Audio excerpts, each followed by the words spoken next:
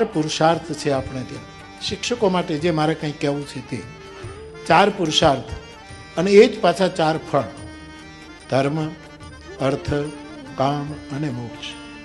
અને 4 પુરુષાર્થો પણ કહ્યા છે, અને પાછા એને ફળ પણ કહ્યા છે. જ્યારે પુરુષાર્થ કરીએ એ જ આપણે એને ફળ માનીએ, તે દિવસે આપણો મહિમા ખૂબ ઊંચો થઈ જાય. કારણ કે આપણે પુરુષાર્થ જુદો અને ફળ જુદું ગણીએ છીએ.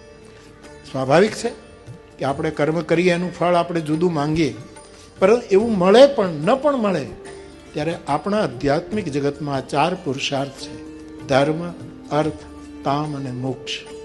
અને પાછા એ પુરુષાર્થની સાથોસાથ એ જ ફળ છે.